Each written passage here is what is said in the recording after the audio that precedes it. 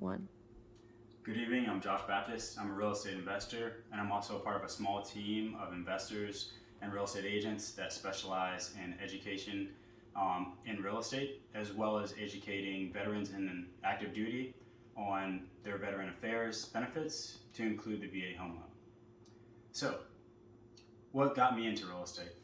Well, a few years ago, I was talking to a very good buddy of mine who's now my mentor, and he actually took the time to sit down and educate me on the condition of the market, inform me on interest rates, housing prices, the actual process of how to purchase a home. And so now I'd like to go through that process with you and hopefully educate you and show you why now is the best time to purchase a home as opposed to waiting. So, 3 years ago, I'm sure none of us would have thought that COVID would have affected us the way it has.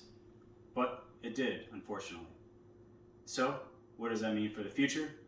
It means that due to COVID and supply and demand, the housing prices have spiked significantly and interest rates have decreased. Now, although housing prices have climbed, there's a positive side because now with the decrease in interest rates, borrowing money from the government, according to the US Census Bureau, is the cheapest it's ever been. So I'd like to show you a little bit of a graph. As I spoke about, COVID happened here in 2020-2019 timeframe. But this time was also similar to a critical time in history where the housing prices were considered, the US market was in a crash.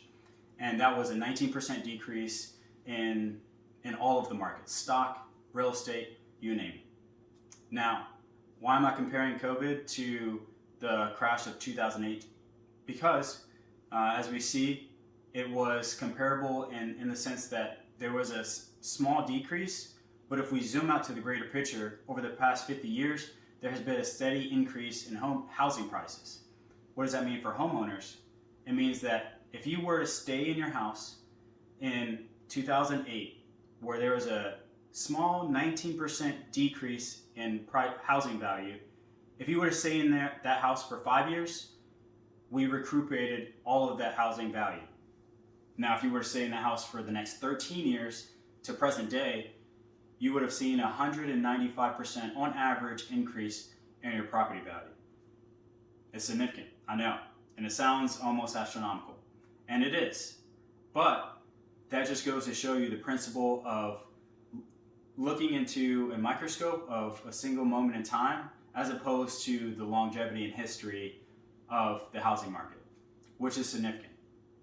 So again, over the past 50 years, we've seen a significant increase. 2005, a small dip, but we continue to trend upward. And at the onset of COVID in late 2019, early 2020, we see a 20% increase, essentially a spike in housing prices. Now, how does that compare to the interest rates? That's a great question. According to the mortgagerates.com, interest rates have been in a steady decline and have reached the lowest they have ever been in January of 2021. What does that mean for the consumer and for people interested in purchasing using a 30-year fixed rate mortgage? That means it has been the cheapest it has ever been to actually use the bank's money to purchase a home. Essentially, you're purchasing a home for much cheaper. More of your money each month that you pay toward a mortgage is going toward the actual principal of the home, which means the price of the home, and you are able to gain the property value much quicker as opposed to paying more money toward an interest. Now, I have a very quick, short illustration to kind of demonstrate this principle where we compare a 3% interest rate and a 4% interest rate. But before we do that, I'd like to show you that the interest rates are increasing. Over the past few months, we've seen that interest rates, of course, with the dip into the lowest it's ever been, anything perfect doesn't last forever. And the US government is trying to recuperate and stimulate the economy. And we have to return back to stabilization. So, again, back to the illustration. If you were to purchase a $200,000 home with a 3% interest rate over 30 years, which is the standard fixed rate mortgage term, we see that you would have paid a little over $103,000 in interest, simply interest. That goes straight to the bank, and that has nothing to do with actually going toward the principal of your home. But if you were to wait, let's say 6 months, for interest rates to increase to approximately 4%, we see that instead of paying $103,000, you now pay $143,000, which is over a $40,000 increase in interest.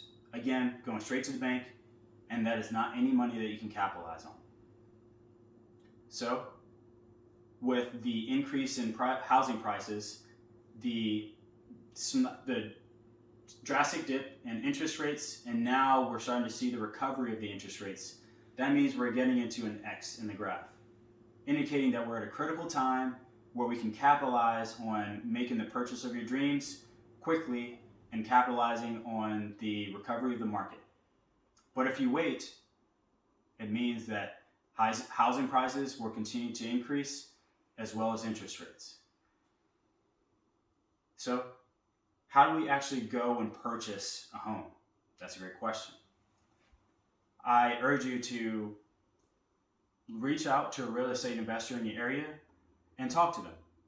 Have them educate you on the actual process of the home buying and how they can help you, because at the end of the day, they're there to work for you. So you can easily reach out to one in Google. If you're here in Southern California, I would absolutely love to help you with purchasing a home, whether it be your first or fifth, and continue on down the process. In conclusion, to finish off with a quote, if you wait for the perfect time that is safe and assured, it may never come. Mountains never climbed, races never won, and lasting happiness never achieved. Thank you.